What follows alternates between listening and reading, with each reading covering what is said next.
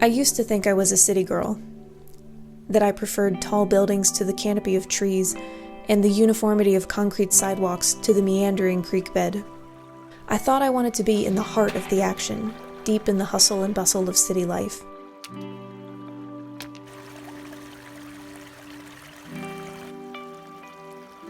But over and over again, life has brought me to quieter places.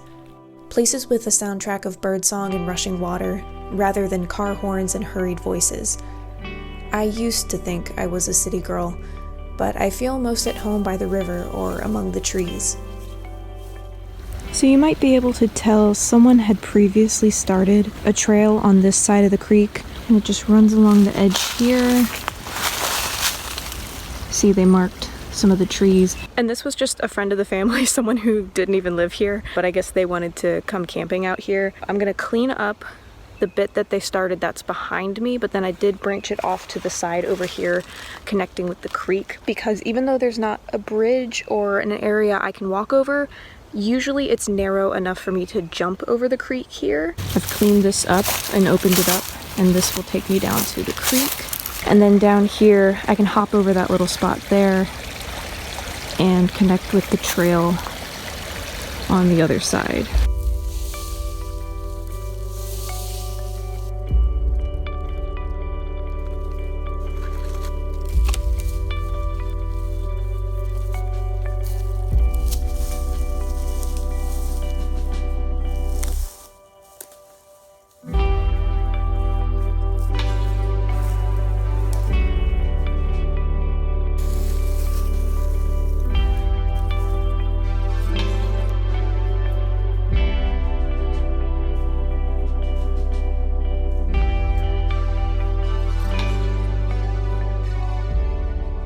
I have accomplished my goal for today, which was making sure that I had a path set up to at least get out to the clearing, and now I'm so exhausted. Okay, time to go in. I've been out here for like 4 hours, and now the bugs are really coming after me.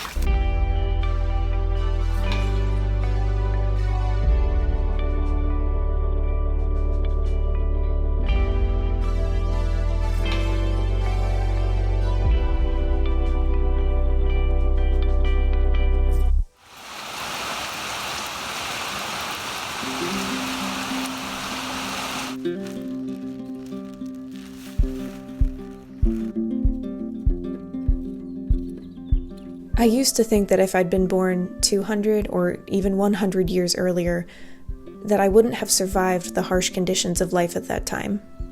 And perhaps that's true, but I'm not nearly as fragile, physically or mentally, as I once believed. There are many modern conveniences I'm sure I could learn to live without if it came down to it, and even some I'd be better off without.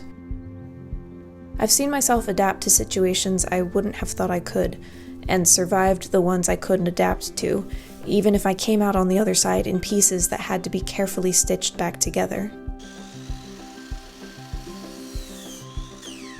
I am not so weak as I once let myself believe.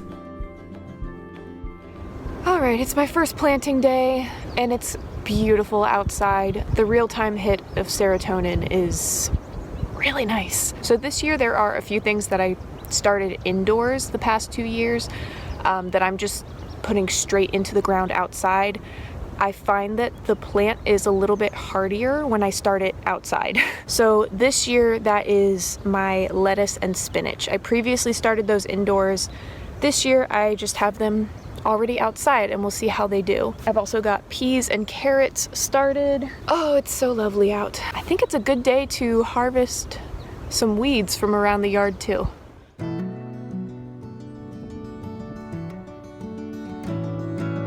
I don't know who or what first led me to believe these things about myself, how I came to hold such narratives as truth. It makes me wonder what other untruths about myself I need to unlearn. What do I believe only because of what someone else labeled me, or because of what circumstances made me feel defeated? What do I believe about myself because it's easier than making a change or facing a challenge?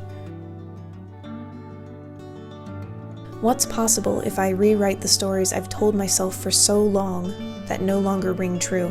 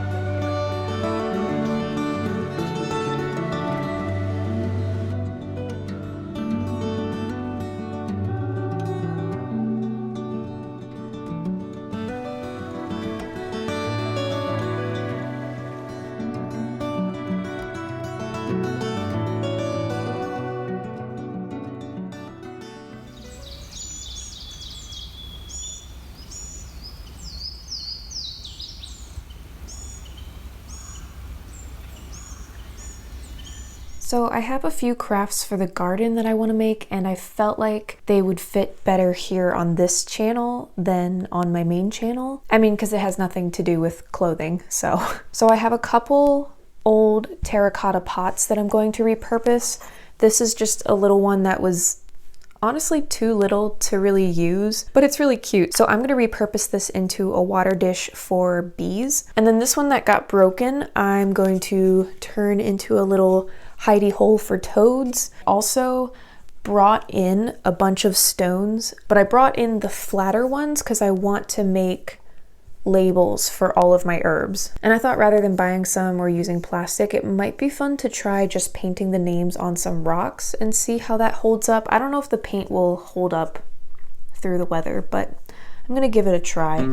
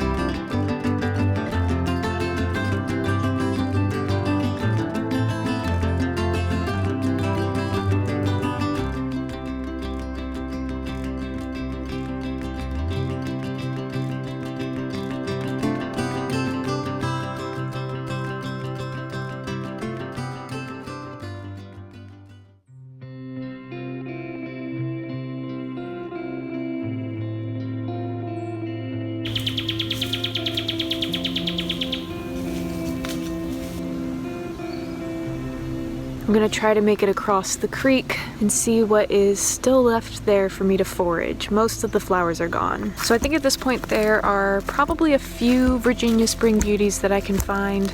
I completely missed the trout lilies and the purple violets too. Yeah, let's just go see what we can find. And look at this. Every year there's this one wild azalea that blooms back here.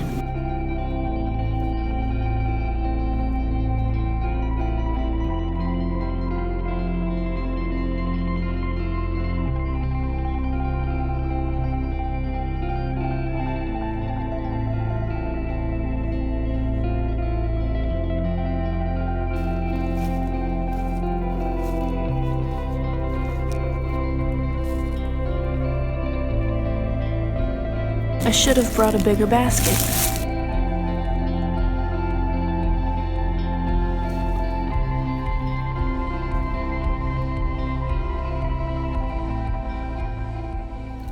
I don't know why I brought such a tiny basket. So I only picked a handful of onions. They're actually called field garlic, I believe. They're not actually onions, and I'm not entirely sure how I'm going to use them. I did leave a lot out there, especially the smaller ones, so I think there's another time in the fall when you can harvest them. Maybe I'll come back and see if there's more then, but for now I only picked the bigger ones, voluptuous onions only. Picked a few of these little pink flowers, and then before I go in, I want to pick some of the little white violets that I found yesterday while I was out here clearing the path. And then I need to remember to get some of those azaleas. I just want to clip like one bundle, like one little branch, and put it on my windowsill. They're so beautiful and they're so short-lived. They go away so quickly. I didn't get out here as much over the past month as I had hoped, because if it wasn't raining, I was busy. And if I wasn't busy, it was raining. But I do want to make more of an effort to come out here during the summer and keep the path clear. All right, let's go pick the last of these flowers and then get inside so I can press these.